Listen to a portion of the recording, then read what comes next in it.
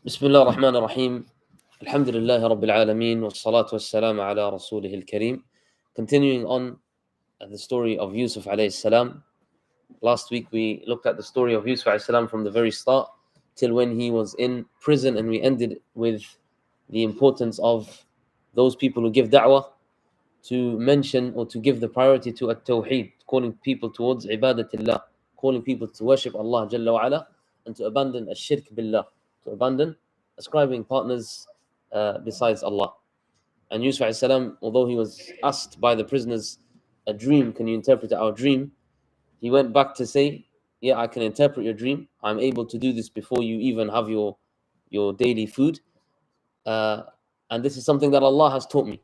So look at how they asked him one thing and he directs what they said back to Allah. This is something that Allah has taught me. This is the fadl of Allah.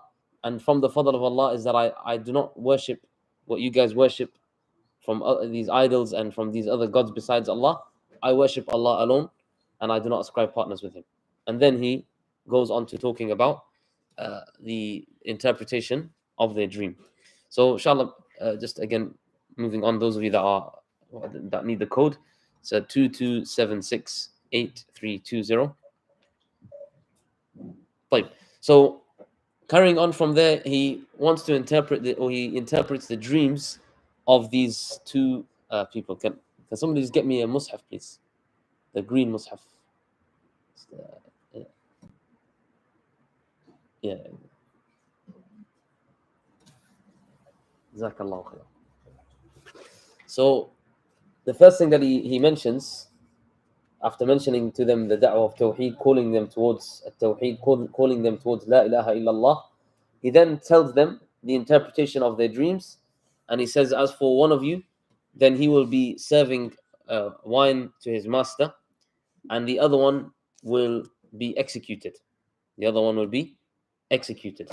And here, one thing that is important, Rasulullah ﷺ said, "Ar-ru'ya ala rijli ta'ir," that the dreams, those that are dreams that can be interpreted, dreams from Allah, they are tied to the leg of the bird. They are tied to the leg of the bird. ما لم تعبر, so long as they are not interpreted. فإذا عبرت وقعت, and if they are interpreted, if the dream does get interpreted, then it becomes a reality.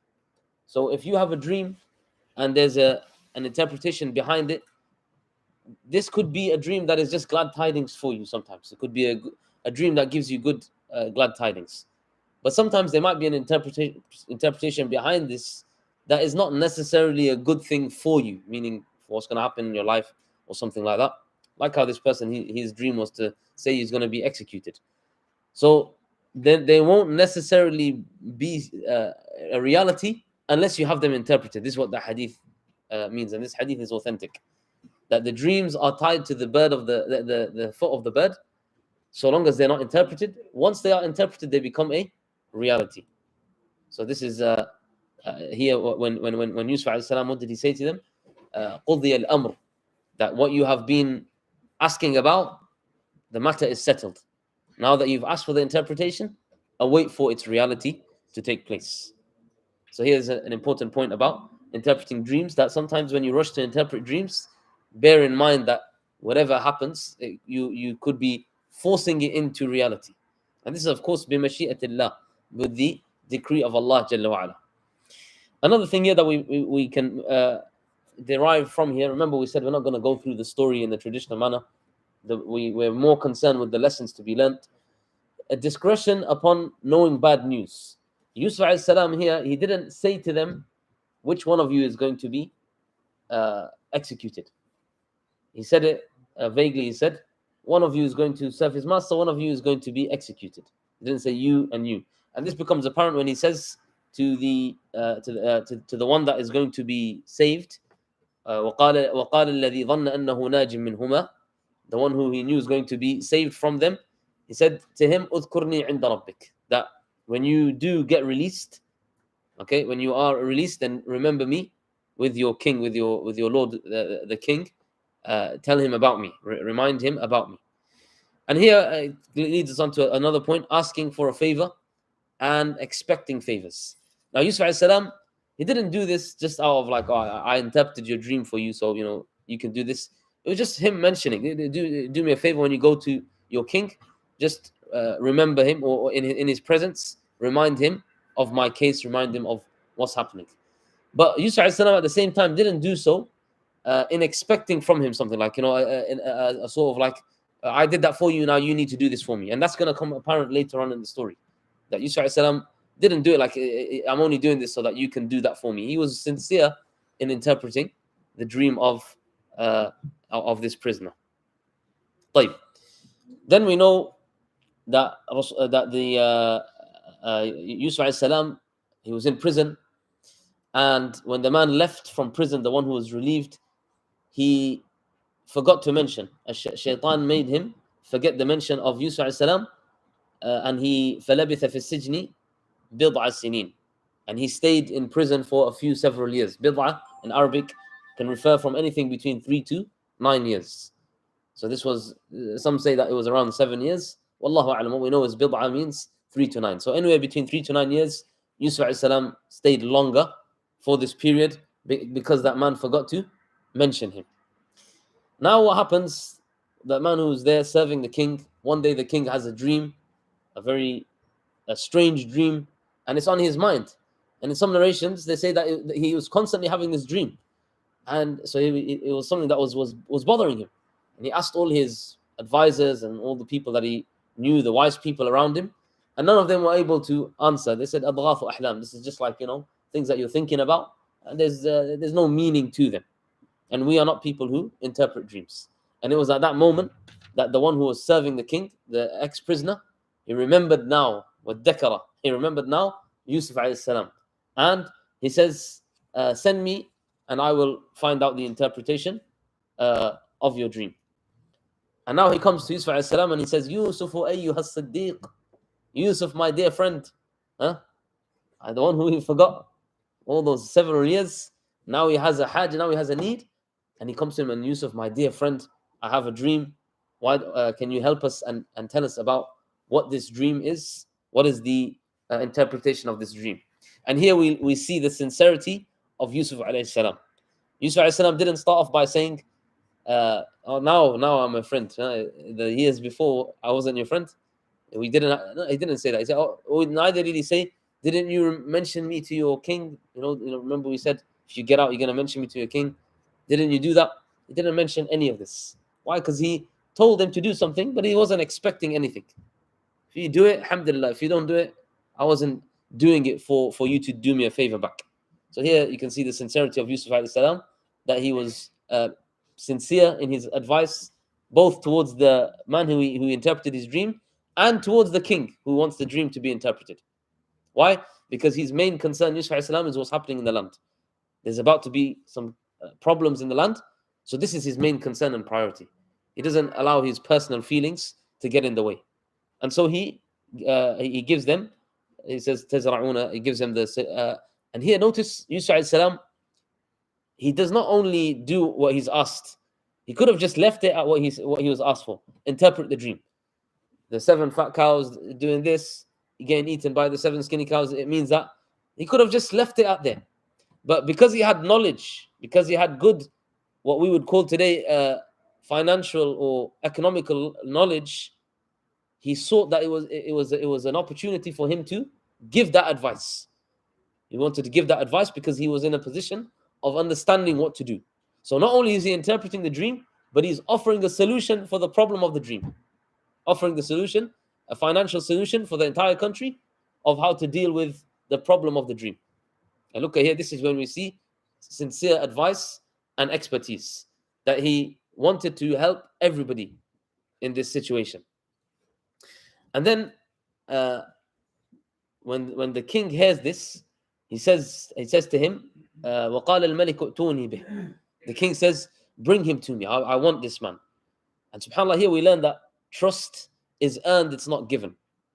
When he's seen what Yusuf alayhi salam was capable of, and seeing how sincere he was, that not only did he interpret the dream for him, which none of his advisors could do, but he also offered the best economical advice that none of his advisors could come up with.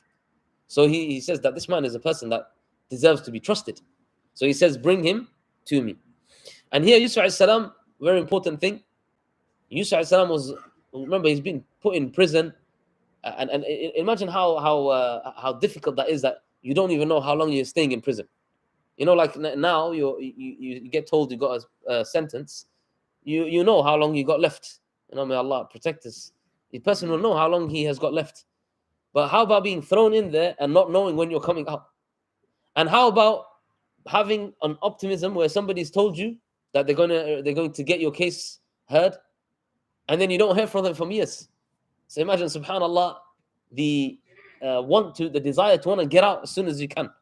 Yet Yusuf alayhi salam, from his perfect attribute of being patient, he said, I'm not going to leave until I clear my name.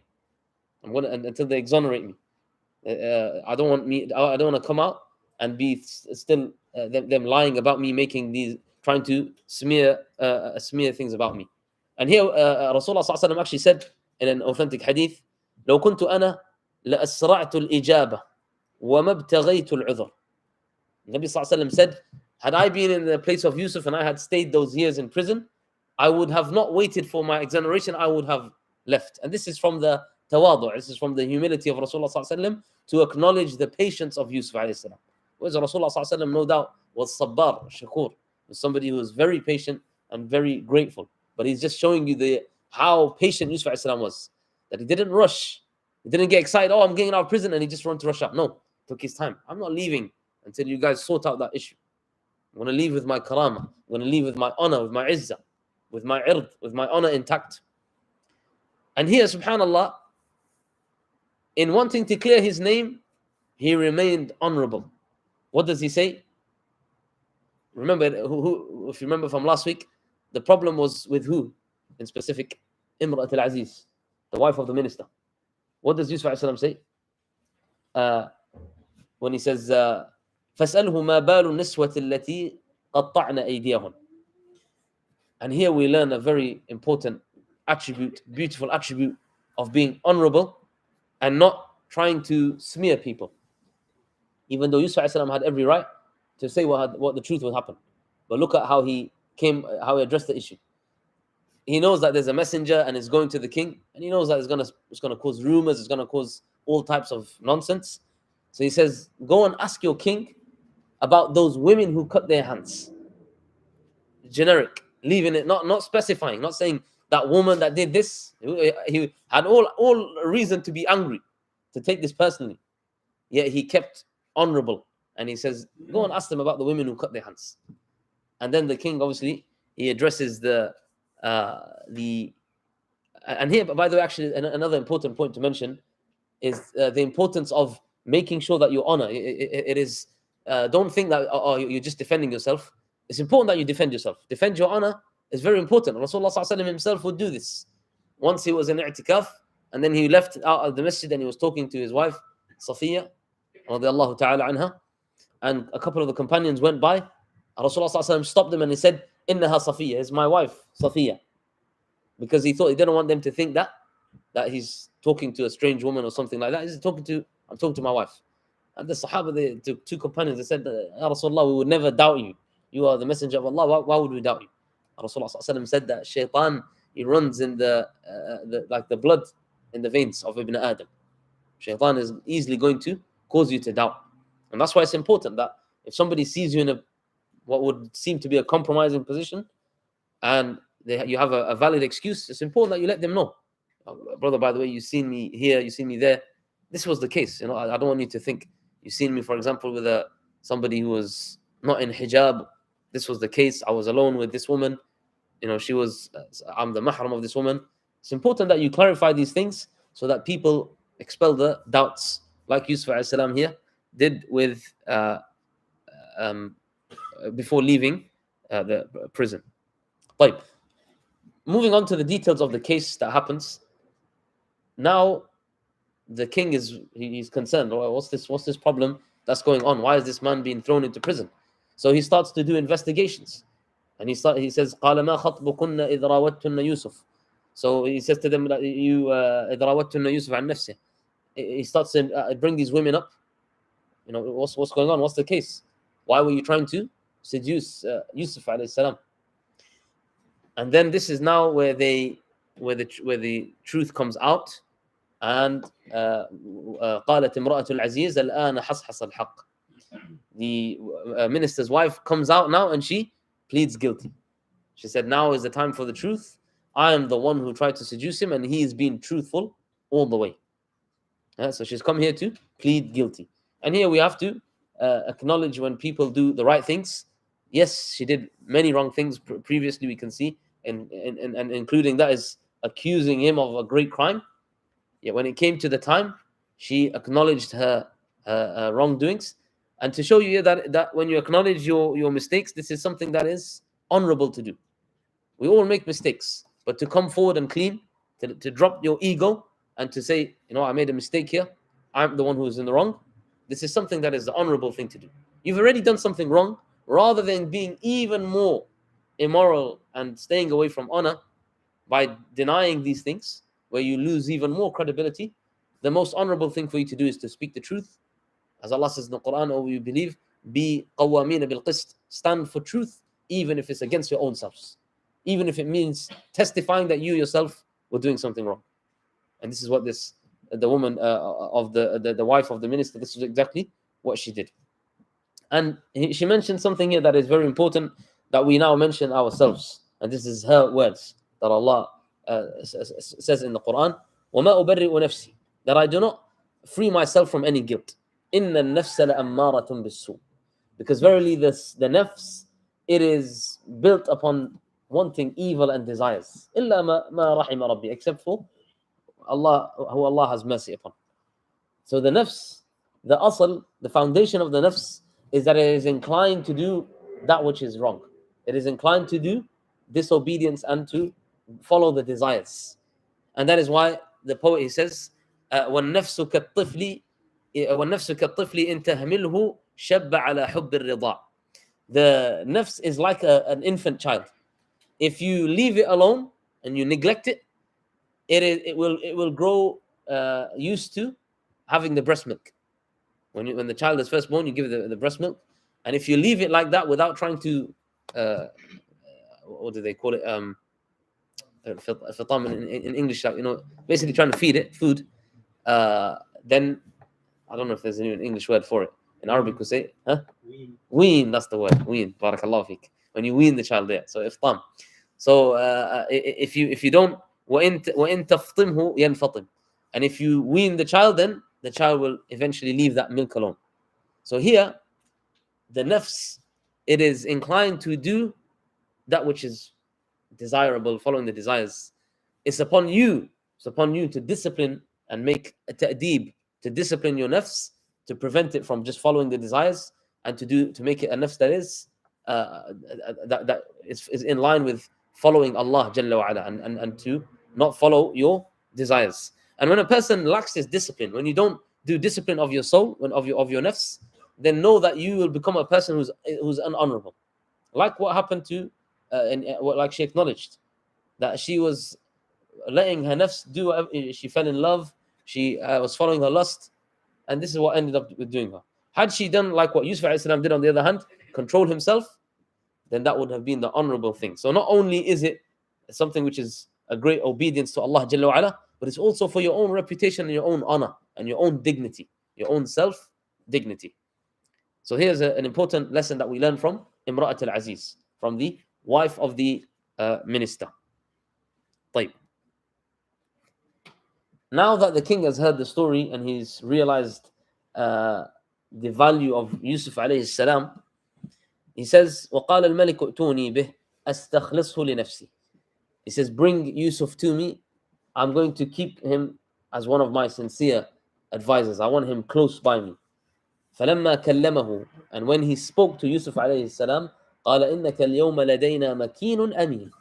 You have a position today where you have complete authority. You have a trusted authority. I'm ready to give you autonomy in the land, because I know that you're somebody, just by speaking to you and hearing your story, I know that you are somebody that is to be trusted. And look at this, subhanallah, an ex-slave in the land, an ex-prisoner, and to become the minister of all of Egypt. What was it that got him there?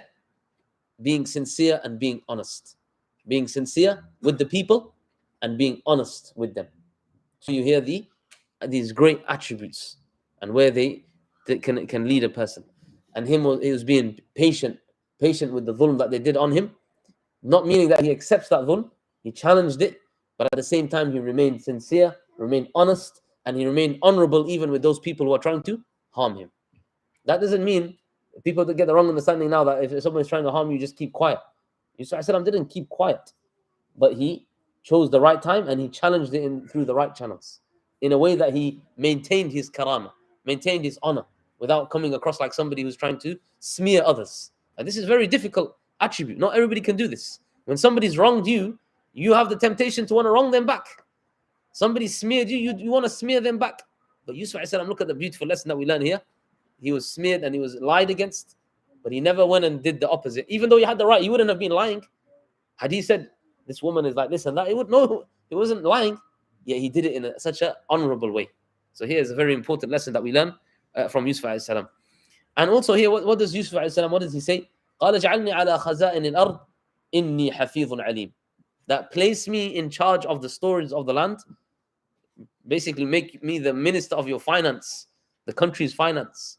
Put me in charge. Inni hafidhun alim. I'm somebody who's trustworthy, accountable. I'm a responsible individual, and I'm also knowledgeable. I've got the skills. And this is a very important lesson here.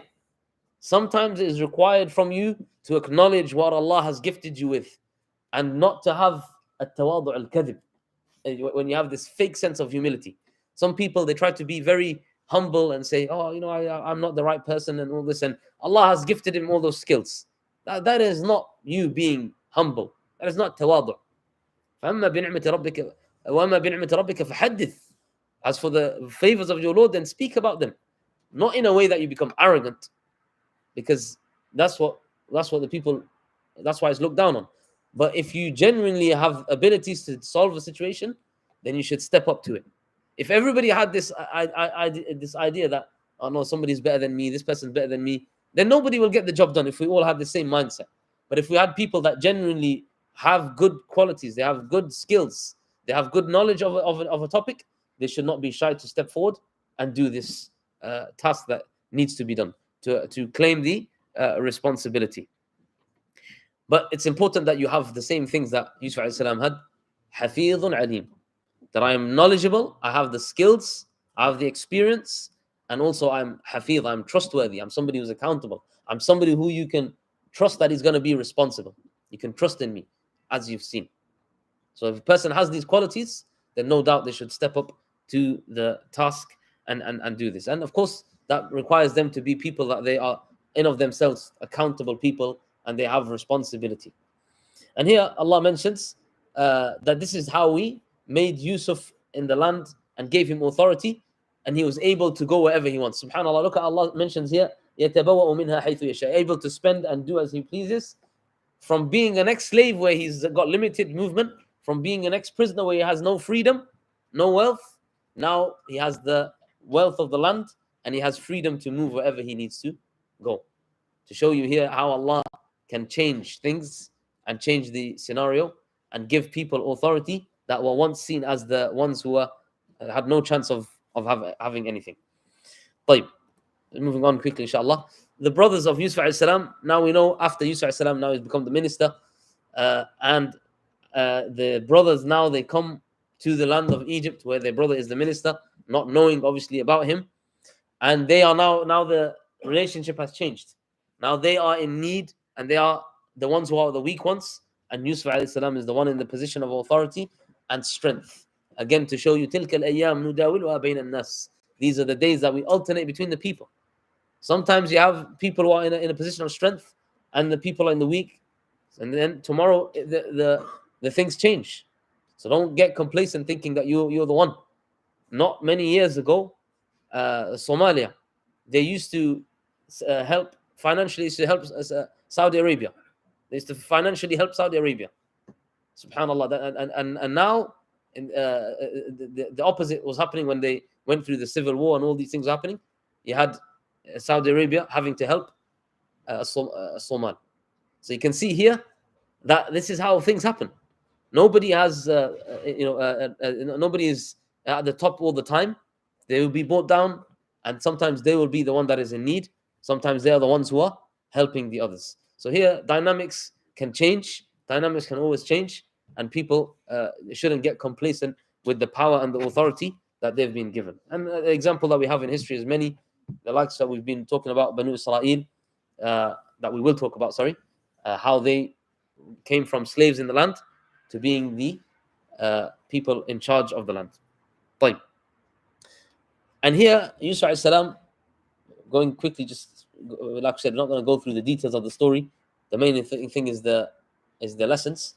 He asked them that you have a brother with you, who was his brother Binyamin, as according to some of the narrations, is his brother from the same mother, Binyamin.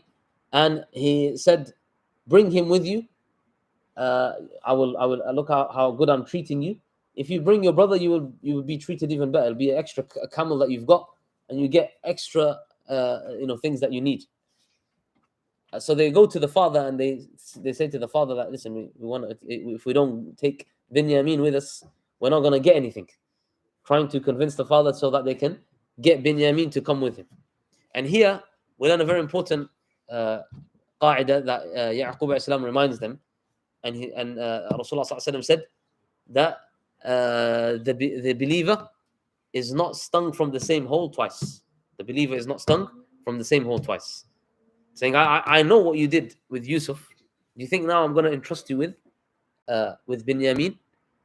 And not until they came بموثق من Allah, that they came with a contract or an oath before Allah that they will make sure that they do not allow anything to happen. So now they've made an oath with Allah in front of their father. They've made a pact that they will not allow any harm or anything to they will not do anything to cause harm to their brother, and that they will bring him back unless they are subdued. So here Yaqub alayhi salam is making sure that they are true to their word and they stay honest to their word. And here we learn an important lesson, that don't allow, there's nothing wrong with having good thoughts of people. يا أيها الذين آمنوا اجتنبوا كثيرا من الظن, that do not have stay away from having evil thoughts of people. Don't think badly about others. However, when somebody has destroyed that trust, don't be somebody that will be now easily trusting after you clearly broke your trust. Umar al-Khattab, he said, أنا لست بالخب ولا الخب يخدعني. I am not somebody who is a fraud. I'm not a cheat.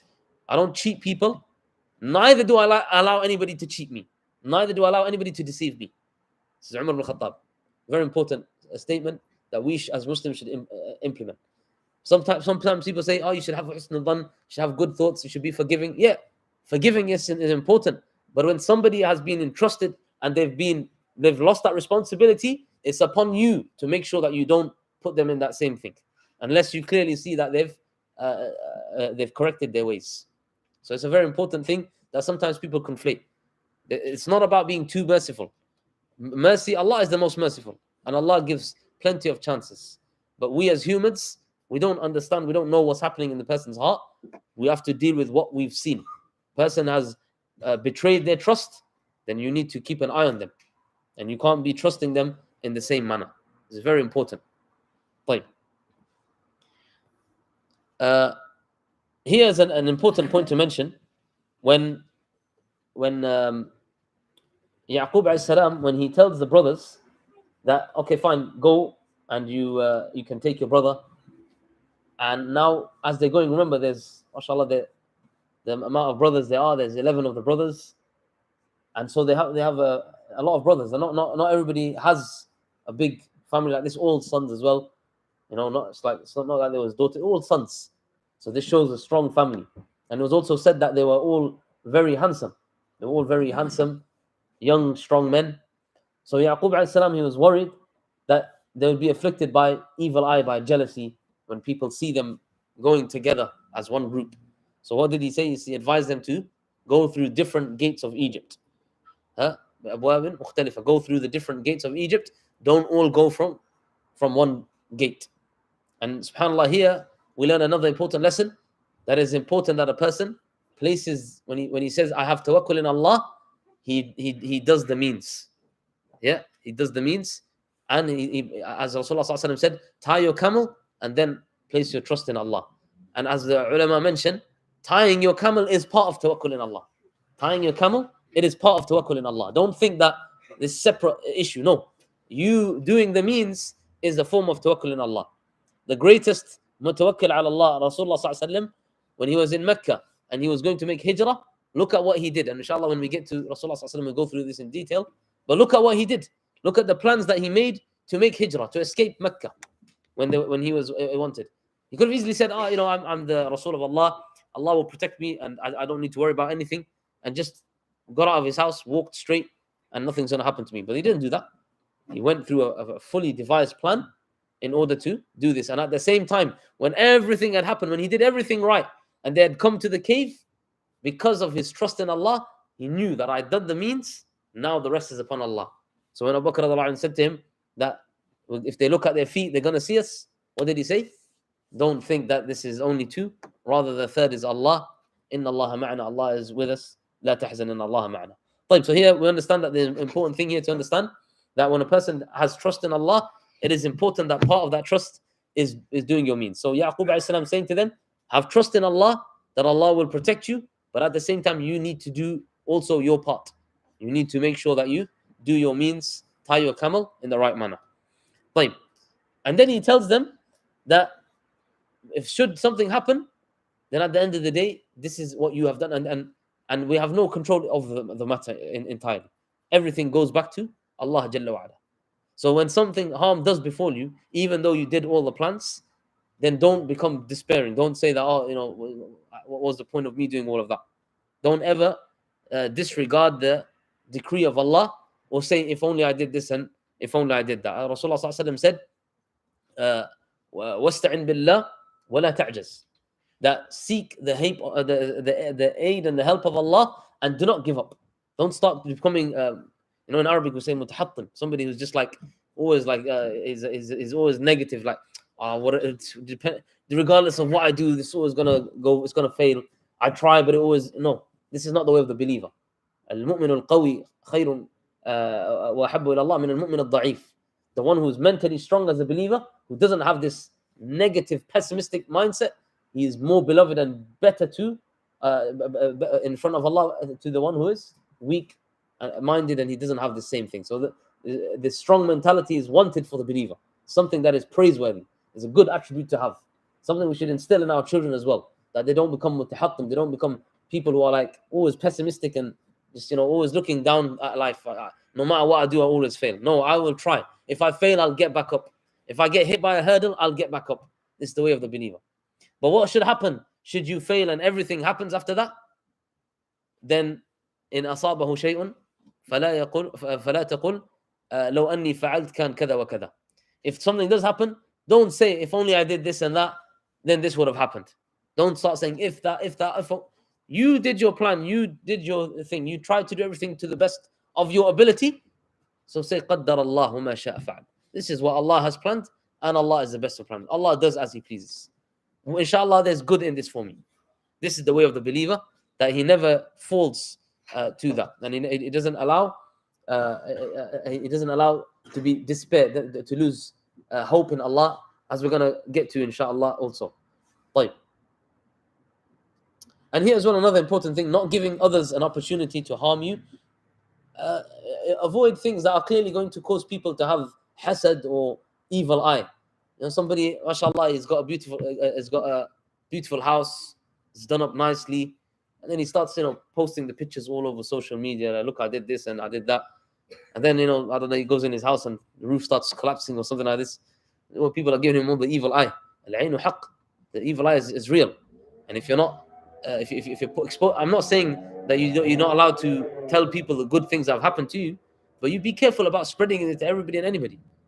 And likewise, the people, when they hear good things, they should pray and make dua, Allahumma barik, mashallah, tabarakallah.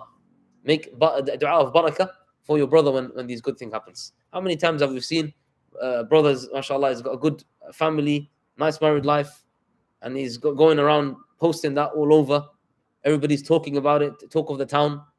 And then unfortunately, evil eye happens, jealousy, and that family breaks apart. So it's important that we don't expose everything of our lives and tell anybody and anybody. As we talked about at the start of the story, when it came to the dream of Yusuf alayhi salam. طيب. Moving on, inshallah, Yusuf alayhi salam and his plan to get back his brother Binyamin. So now they've brought over Binyamin, and Yusuf alayhi salam is not allowed to take somebody according to the law of the king. You can't just take somebody, seize somebody without without a reason. And so he tells his brother that I'm going to place the cup of the king, I'm going to place it in your bag so that I'm able to take you from your brothers. And we know that the story then what happens is they say that somebody stole the cup, they check all the bags, and then they go to the brother, find it there, and they say, Khalas, we're going to take the brother. And now the brothers, they're worried because we made a pact with our father. We were going to be honest this time. We were going to be honest. We weren't going to be liars. We were going to be truthful, and we were going to, we made a pact with Allah. At the end of the day, they were Muslim. They were believers at the end of the day. They weren't kuffar. They were sinners, but they weren't kuffar. They believed in Allah. They had some level of fear of what to do. So they were worried now that how can we face our father? How can we continue when with our the brothers being taken away? So there's important principles that are in this plan. Some of them are what we refer to as قواعد فقهية or legal maxims. درء المفاسد مقدم على جلب المصالح. That to prevent evil, it is more of a priority than to bring good. Both are good. To prevent evil and to bring good, they both are good. But if you are left with a choice where it's either one of the two, then preventing evil is better than bringing the good. So this is one important principle. Another important principle, الضرورات تبيح المحظورات. That the necessity, it allows for that which is haram to become permissible. When a person, for example, we know, has got nothing to eat, فَمَنِ اضْطُرَ غَيْرَ بَاغٍ وَلَا عَادٍ فَلَا إِثْمَ عَلَيْهِ. That the one who's got there's nothing for him to eat, then the that which is haram, like pork or the dead animal, he's allowed to eat it. It doesn't mean it becomes halal, by the way. This is an important fiqh matter. It means لا إثم عليه, there's no sin on him. In of itself remains haram. Nobody can say that eating pig is halal. No. So we say the sin is removed from it because of his situation. That's what we say. Anyway, coming back to here, why I mentioned these two principles? Because what Yusuf alayhi salam did, he had to do this. It was part of his plan, part of what he needed to do, so that he can save his brother from this group of brothers that are being a bit oppressive and worrying that they could do something to his brother as well. So he kept him there. And some people say that didn't that mean that he lied? We say that he did a lie that caused no harm, but rather this lie was a lie that was needed in order for him to help his brother, and also for in a greater to enact what Allah had ordered for him. And that's why Allah said that how could he get his brother in the way in the law of the king other than this way? So this is the way that Allah taught Yusuf alayhi salam. It says لما علمناه, as Allah says in the Quran, وإنه لذو علم لما علمناه. That is about Yaqub alayhi salam. Sorry, he says نعم وفوق كل ذي علم عليم. And above every person of knowledge, there's one who is even more knowledgeable. Meaning here that Allah is the one who showed Yusuf alayhi salam, revealed to Yusuf alayhi salam this way of how to retain his brother. طيب. Here, there's multiple things, subhanAllah, that we can get from here.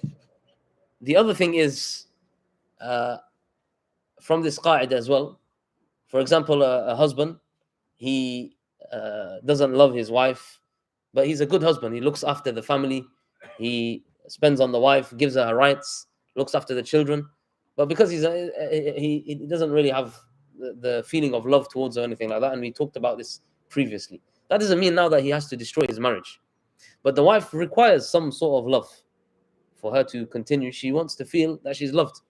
So is it permissible for him here to say, I love you, even though yes, it's permissible for him to say that. The ulama mentioned it's even permissible for him to swear by Allah and say, Wallahi, I love you, even though he doesn't love her. Why? Because of this principle that we've mentioned, that it is going to prevent a greater evil, even though he has to say something that is incorrect. But if he says, no, I don't love you, I'm going to be honest with you, it's only going to cause him harm to him and his family. So in this case, he's allowed. As Rasulullah ﷺ said, a man to his wife, this is allowed for him to lie and to make a lie in order to save his family and look after his family. And now that's unfortunately what happens, because people, they say, if he doesn't love me, then what's the point? But as a man, you're able to overcome your emotion. You don't necessarily love the woman. Doesn't mean you have to destroy your family. You can still continue. The man who came to Umar ibn Khattab and he said, I want to divorce my wife. I don't love her anymore. Umar ibn Khattab got angry and he said, is every family based upon love? Is that the only thing? Allah doesn't even mention this in the Quran. Allah mentions about caring and about compassion and being merciful. Not always it's just about love all the time. It's because you're affected by what this Western concept of relationship, that it's just all about love. And when the love dies out, the relationship dies. No, you've got a beautiful family together. What about the caring? That's what Umar al-Khattab said to him. What about looking after each other, responsible? This woman bore you children. Look after her now. This husband's been spending on you, looking after you. Look after him. Where is this ri'ayah? Where is this at-tadammum, where you feel that you want to do good to each other? So here, this is a very important point here to make mention of, inshallah. Right, moving on very quickly, inshallah. When Yusuf ﷺ says that the brother stole, what did they say? They said, قالوا إن يسرق فقد سرق أخ له من قبل. If he stole, Binyamin, then his brother Yusuf before stole as well. Okay, subhanAllah, lying about him in order to make themselves feel better. They knew that Yusuf ﷺ was not somebody like that, but they wanted to just say that, it's not our fault. We're all people who are honest. If you want to blame someone, blame his brother before. He was the one that used to steal. Maybe he got influenced by him. And here, the important thing here, look at Yusuf ﷺ, how he controlled himself. How he controlled. فَأَسَرَّهَا يُوسُفُ فِي نَفْسِهِ وَلَمْ يُبْدِهَا لَهُمْ. That he kept it, he was maintaining his emotion. Of course, he'd be angry. They are slandering him, lying about him in front of his face.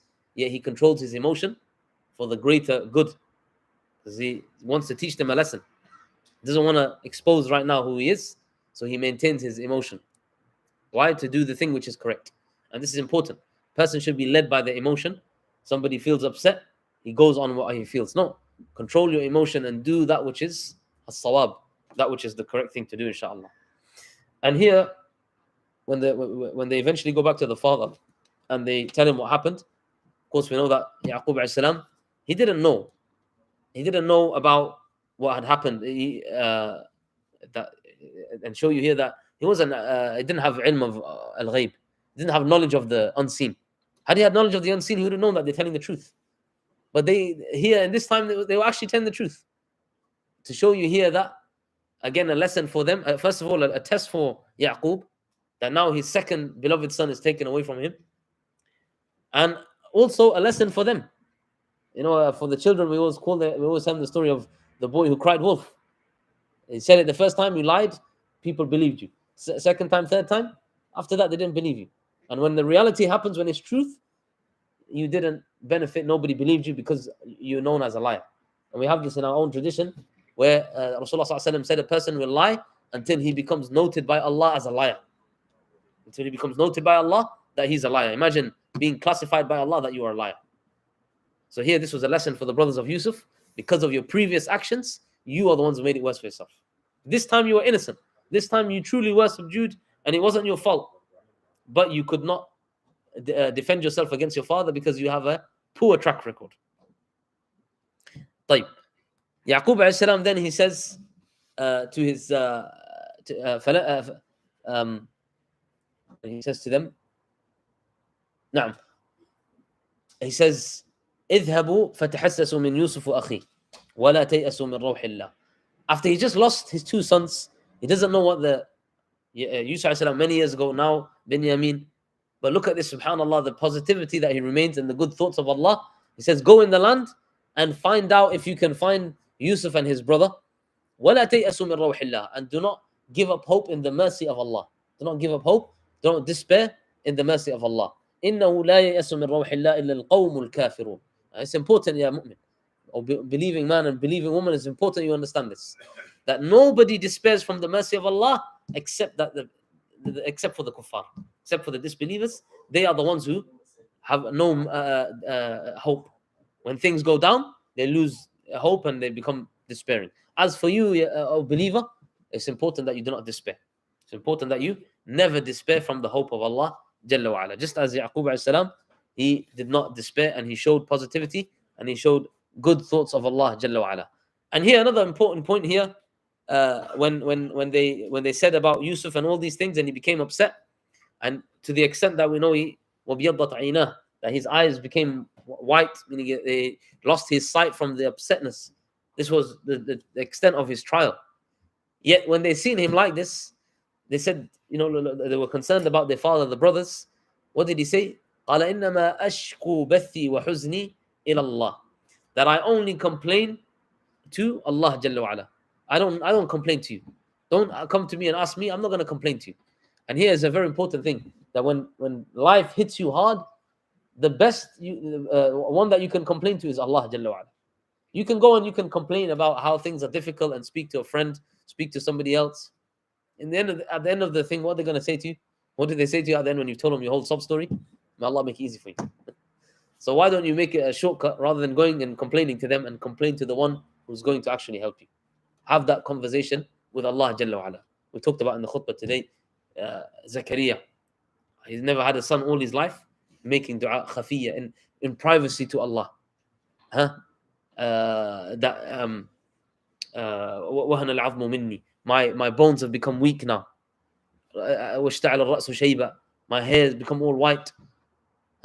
And I ask you, Allah, فهب لي من لدنك. Give me a child from you. To show you here that when we complain to Allah. Your life is becoming difficult. Things are becoming difficult for you. Turn to Allah. That's what Yaqub alayhi salam, what he did. طيب. Let's move on, inshallah. Now to the crux of the story, or the main part of the story, or the peak, if you want. When they go now to Yusuf alayhi salam, and the years of hardship have really kicked in, and they come and they start to go to Yusuf alayhi salam, not knowing that it is Yusuf, of course, and they say, تصدق علينا, تصدق علينا, أوفِ لنا الكيل وتصدق علينا. Fill in our sustenance, give us our needs, and be charitable to us, O Minister of Egypt. Be charitable to us. And then Yusuf alayhi salam, he reveals himself and he says, هل علمتم ما فعلتم بيوسف وأخيه إذ أنتم جاهلون. That now you realize the importance of being honest and being charitable. Did you remember what happened to Yusuf and his brother? And at that moment, that's when they realized, قالوا أئنك لأنت يوسف. That is it you, O Yusuf? The brothers now realize that is it you, O Yusuf? And here look at the response of Yusuf alayhi salam. Yusuf alayhi salam, who's no longer that young boy that was thrown in the well, no longer the slave that was pulled out and brought up in the house of the minister, no longer the one who was thrown into prison, but Aziz Masr, the minister of Egypt, who has subjects underneath him. He has power in the land and autonomy to do what he likes. And now they are coming to him. What does he say? قال أنا يوسف وهذا أخي قد من الله علينا. He didn't become mutakabbir, didn't become arrogant and say, yeah, ask me Yusuf, and now you're done for. It's all over for you. And look what I've made of myself. You guys threw me in the well. Look at what I did to myself. What did he say? فَمَنَّ اللَّهُ عَلَيْنَا. Allah is the one who favored us. Allah is the one who favored us. All the sabr that he made, all the difficulties he went through, all the challenges that he rose over. And what does he say after all of that? مَنَّ اللَّهُ عَلَيْنَا. Allah is the one who favored me. Allah is the one who granted me this. And then he says, they say, تَاللَّهِ لَقَدْ آثَرَكَ اللَّهُ عَلَيْنَا وَإِن كُنَّا لَخَاطِئِينَ. That Allah has favored you over us today, and we were the ones that were in the wrong. And what does he say to them? لَا تَثْرِيبَ عَلَيْكُمُ الْيَوْمِ يَغْفِرُ اللَّهُ لَكُمْ وَهُوَ أَرْحَمُ الرَّاحِمِينَ. That there's no blame on you today. Allah will forgive you. Allah is the most merciful. After all of this, subhanallah, we can see the beautiful attribute of Yusuf alayhi salam, and that is al-hilm. Al-hilm, which we can sometimes translate as forbearance, but it is a far greater meaning than this. Al-hilm is when you have the ability to do your retribution or to seek revenge. Somebody has wronged you and you're able to avenge what they've done to you. And in that moment of authority over them, you forgive them. وَالْكَاظِمِينَ الْغَيْظَ وَالْعَافِينَ عَنِ النَّاسِ. Those who control their anger and they forgive the people. So this is exactly what Yusuf ﷺ did. He was in a position of power. He had every right to take back his right for what they did. They wronged him. He could have said, now I'm going to throw you in the well and see how you like it. Stay in there for a few years. Or I'll throw you into prison. Or I'll do this. But what does he say instead? He doesn't even say, I told you so. He doesn't even, none of that. لا تثريب عليكم اليوم. No blame on you today. يغفر الله لكم. May Allah forgive you. وهو أرحم الراحمين. And this is why, subhanallah, the best of attributes are the attributes of Allah. What do I mean by this? The best thing that you can have as a quality or as a character is that which you seek from the attributes of Allah Jalla wa Ala. Allah is Al-Halim, Al-Rahim, Al-Ghaffar. Allah is the one who is forbearing, that He doesn't punish straight away when somebody does wrong. He gives them opportunity to repent. And Allah can destroy that person as soon as He wanted, if He wanted to. And Allah is forgiving. Allah is merciful. So when the believer has these attributes, of course, they're not at the level of Allah. Allah is al-kamal lillah. Perfection is only for Allah. But when he tries to do these attributes that are of the attributes of Allah, these are your best possible qualities. These are your best possible qualities. Why? Because these are the things that are attributed to Allah, and these are the qualities of Allah that you are taking from. Yeah, from the mercy of Allah that you implement in your own life. That's what makes you have the best qualities, because these are the original qualities of Allah Jalla wa Ala. طيب. To finish off, one here, an interesting thing to mention. What was it in this story? One item, it was used as a lie, as a fabrication. It was used as an evidence, and it was used as a cure. One object. Huh? Huh? The qamis of Yusuf alayhi salam. The qamis of Yusuf alayhi salam in his entire story, it acted as three things. As a fabrication or a lie. When was that? When was his shirt used as a means of fabricating or making a lie, or being? Yeah, when they brought it to the father with fake blood, bidamin kadhib, and they said, "Oh, look, he's been killed." That was used as a fabrication. Whose shirt was that? Shirt of Yusuf alayhi salam. When was it used as evidence? When the wife of the minister tried to seduce him, and the evidence was that the shirt was ripped from the back. Whose shirt was it again? Shirt of Yusuf alayhi salam. And when was it used as a cure? Now when he says, now when you go back to my father, throw this shirt and his sight will come back. So the shirt here just as a ma'luma, as a point of something to take back, inshallah. The shirt of Yusuf alayhi salam here was used as three things: as a lie and a fabrication, used as an evidence, and used as a cure. Right. Here again, the brothers, they show remorse both to Yusuf alayhi salam and to their father. And here we learn, of course, that a person can't have tawbah, cannot be honestly repenting if he does not have a sense of remorse, that he feels remorseful over his actions. And this is something that they showed. Another thing that we see from the story is that when the Yusuf alayhi salam calls his family now to come back, and they say, come to وَقَالُ ادْخُلُوا مِصْرَ إِنْ شَاءَ اللَّهُ آمِنِينَ, enter into Egypt in a safe manner. Nobody can do anything to you. You're coming to the minister. What happened? وَرَفَعَ أَبَوَيْهِ عَلَى الْعَرْشِ. He's on the throne, Yusuf alayhi salam, and he brings both his parents upon the throne. Here, subhanallah, we see this beautiful attribute of the Ibn al-Bar, the obedient and respectful son. He is the minister of Egypt, and his parents don't have that same title. He didn't get that title through lineage, meaning it wasn't like he's the king's son or something like that. He got it through, the trials that he went through, and Allah favored him and so on. But here, he's saying to his parents, my honor and my status is your status. If I am honored, then you are honored as well. And that's why he brings them upon the throne. I'm not going to allow me to stand on the throne while my parents are down there. And subhanAllah, you have today the parent is standing, and the son will give him salam sitting down. How can you do this? You're sitting down and your father gives you salam and you sit down and give him salam. Where is that honor and that respect that you should give to your parents? And this is something that Yusuf said, look at this, not happy with them being down. How can my parents be down there and I'm standing upon the throne? Rather, rafa'a abawayh, he brought both of his parents. They both need to be with me on this throne. It's not befitting that they are down and I'm above. So this is a very important thing that we understand, the respect and honor that we should give to our parents. And the final thing here to mention, and this is something again that shows you a beautiful quality of Yusuf alayhi salam. What happens when he speaks to his father and they're rejoicing now, that's what's happened.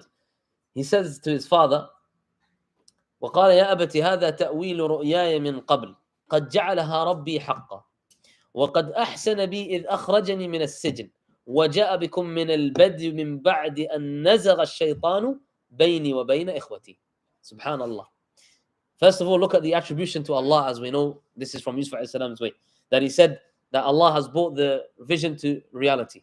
Allah is the one who has brought the vision to reality, not my hard work, not my patience. Allah is the one who did this. And Allah is the one who looked after me when he took me out of prison and he brought you from the desert. من بعد أن نزغ الشيطان بيني وبين إخوتي.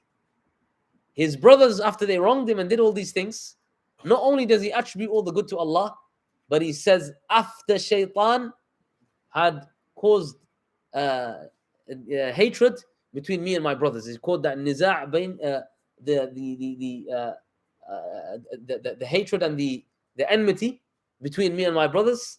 After shaitan is the one who did that. He didn't say my brothers being jealous. He could have said after the jealousy of my brothers. But because he didn't want any hard feelings and that I've forgiven. See, sometimes people forgive, but then they remind you of the evil that they did. So they say, yeah, I forgive you. And then later on down the line, oh yeah, remember when you did this? But look at Yusuf alayhi salam, look at how forgiving he was, that even when he mentions the past, he attributes it to shaitan. After shaitan was the one who put enmity between us, not after the jealousy of my brothers. And had he said that, he would have not been lying, he would have been telling the truth. But again, look at the honorable way of Yusuf alayhi salam, that he's so forgiving and he's sincere in his forgiveness, that when he talks about what happened in the past, he attributes it to shaitan. And anything good, always attributes it back to Allah Jalla wa Ala. And here I want to mention some key benefits that we can learn from this, inshallah, to wrap up, inshallah. And anybody wants to add anything, you can put that on there on the screen, inshallah. Number one thing that is amazing from the story of Yusuf alayhi salam, Yusuf alayhi salam was living comfortably with his father in ease. And his father loved him. He had the love of his father. Then he was thrown in the well, hardship. Then he was taken out of the well and he was brought up in a home of the minister of Egypt, ease. Then he was thrown into prison, hardship. Then he was removed from prison and placed as the minister of Egypt, back to ease again. And this is the life of all of us. Nobody lives through ease throughout their life. Nobody lives through hardship throughout their entire life. There's always going to be hardship followed by إِنَّ مَعَ الْعُسْرِ يُسْرًا فَإِنَّ مَعَ الْعُسْرِ يُسْرًا إِنَّ مَعَ الْعُسْرِ يُسْرًا. And Nabi Sallallahu Alaihi Wasallam said that after every two hardship, after every one hardship, there's two ease. Why? Because in the Arabic language, al-usr, Allah made it definitive, the definite article, the hardship. And Allah said usr, which is nakira, which is indefinite, to mean that there is not only one specific, but here there's two. That's why Rasulullah Sallallahu Alaihi Wasallam said that looking how merciful Allah is, that after every one hardship there's two ease, meaning the ease is more than the hardship, otherwise we would not be able to bear. So a person always sees in his life that ease will always come. And also another thing to mention is that don't ever underestimate the skills and the qualities that Allah has blessed you with. Interpreting dreams is something that people maybe not look as like a great skill, or something that is like, is going to really affect society. People, it's an interesting thing to have, but you wouldn't think of it to affect society. And yet, Yusuf alayhi salam, it was his skill of interpreting dreams that led him to become the minister of Egypt. Led him to become the minister of Egypt. Why? Through being able to interpret dreams. So never underestimate, and this is something that we should teach our children. If they have a good skill, they should really work on that skill and never think low of them skills, especially when they are beneficial skills to society. So here is a very important thing to mention with that as well, inshallah. Okay. Let's see here. Does it mean that if you are being forced to do or say something and you need to lie to prevent yourself from being hurt, then you can lie and swear by Allah? Undoubtedly, that's why this is the qaida that we mentioned, the principle that in Islam that we mentioned, ad-dururat tubihu al-mahdhurat. Necessity, it gives allowance or makes permissible that which is impermissible. So if you're about to be harmed, somebody's going to harm you, and you had to lie in order to be saved from that harm, then it's permissible for you to say that. Like Ammar ibn Yasir, the Sahabi Ammar ibn Yasir, he said something against Rasulullah sallallahu alaihi wasallam. He said a word of disbelief to take him out of Islam in the apparent. He didn't believe it in his heart, but he did it. Why? Because they were going to kill him. They were torturing him and they were going to kill him. And Rasulullah sallallahu alaihi wasallam confirmed this to him, that there's no sin on you. Why? Because you are about to be killed, and in this case, Allah does not burden you with more than you can handle. His parents, they became shuhada. They didn't want to say anything, and Allah rewarded them by making them the first shuhada of Islam, the first martyrs of Islam. Whereas Ammar ibn Yasir, he took the rukhsa, he took the permissibility of saying something that it was wrong, even though he didn't believe it in his heart.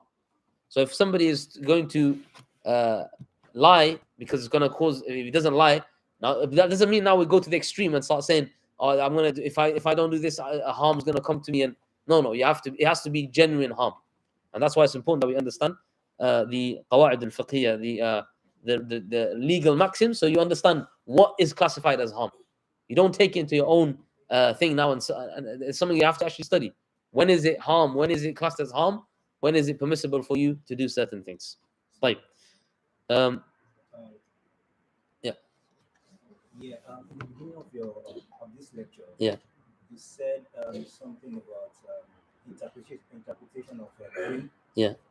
Whereby you said dream is like it's tied to the foot of the bed. على رجل طائر. So which means it has to be interpreted before it comes to reality. Yeah. So, but in some cases, some people, they actually dream. Yeah. And they do not tell anyone. Yeah. They never speak about it. Yeah. But that thing eventually happens, and they will be like, I dreamed about this thing. Yeah. Does that mean they interpreted it within themselves, or what might have happened? Yeah. Yeah, I mean, the hadith, to be literal with the hadith, it says إذا عبرت, if it was interpreted. It doesn't necessarily mean interpreted by someone else. It could be interpreted by the person himself. Could be interpreted by the person himself. And of course, when we say when Rasulullah ﷺ says على رجل طائر, it doesn't necessarily mean that that if he doesn't get it interpreted, it's not going to happen. If he doesn't get it interpreted, it's not going to happen. It's just saying that it could happen, it could not happen. It depends. But here, Rasulullah ﷺ saying, if it's interpreted, then waqa'at, it's going to happen. It's going to be a reality. But yeah, no doubt, if he's the one that interpreted it himself, then it's still considered, because the hadith says إذا عبرت, if it is interpreted, and that means we say مبني للمجهول in Arabic. عبرت is anybody. It could be anybody that interprets. It could be he himself. It could be somebody else that interprets a dream. Allah alam. Let's see here. Somebody said another question here. We have Allah is the.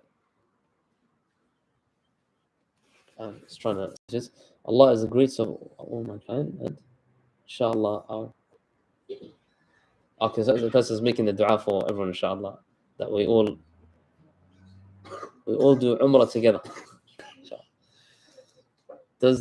That doesn't mean that you're being forced to do something. Okay, here's an important one. And I know this is not like a part of the story, but it's kind of linked to one of the things. So I want to make this clarify, inshallah. If you're forced to do something that will hurt you or someone else, here's a very important thing. And this is what the ulama mentioned. When it comes to harm to you, specifically, personally, then it is permissible for you to. So, for example, somebody puts a gun to your head and says, "Disbelieve in Allah," for example. Is it permissible for you to say to them that I'm not a Muslim, I've left Islam? Somebody, huh? It's permissible. الضرورات تبيح المحظورات. Here, there's a clear harm to you as well. You're going to be killed. It's permissible for you at that moment to say that I've left Islam, even though in your heart, so long as in your heart, you are still fully believing in Islam, but you're only saying it on your tongue to save yourself. We're talking about permissibility. It is permissible for a person to do that. However, if somebody puts a gun to your head and says, if you don't go and kill somebody else, or if you don't go and make zina with somebody else, I will shoot you.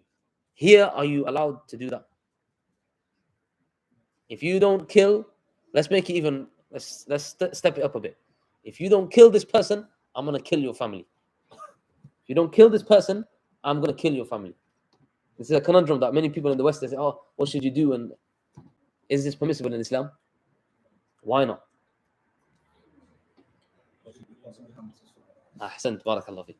Here's the principle, stops the harm when it's to yourself, then yeah, and it's not anybody else. But the minute that it brings harm to others, it's not permissible for you. The minute it brings harm to others, at that point, it's not permissible for you to do that which is mahdur, do that which is haram. If it's going to entail harming others. So we as Muslim, we have a clear moral stance. We don't have this moral conundrum that they have in the West that if the guy's going to kill my family, I need to do this. And that's why they build a whole thing on this, that, if you do this, then it's justified. It's justified now for you to go and kill someone. Justified for you to go and steal someone's property because your life is in danger. No.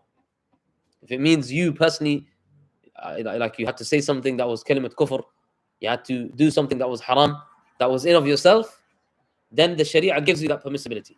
But the minute it causes harm to others, no, that's not justified. Even if it's a lesser evil and a small, for example, maybe for your own, you want to kill one, or he kills like 10. So evil and lesser evil. huh? We have lesser evil and a bigger evil. Yeah. Have dar'ul mafasid, as they say. But still, the ulama, they mention, and they do mention examples like this. They say that even then it's not permissible because the sin would be on him. The sin would be on him, and there'd be nothing on you. There'd be nothing on you. You shouldn't. If he did go and kill 10 people because you didn't kill that one person, there's no sin on you. This is what you should never feel that make excuses for the one who did wrong. Don't ever make excuses. If he said go and kill someone, he said no, I'm not going to kill. I'm not going to kill. I'm not going to cause thing to someone else. You tell me disbelieve, whatever.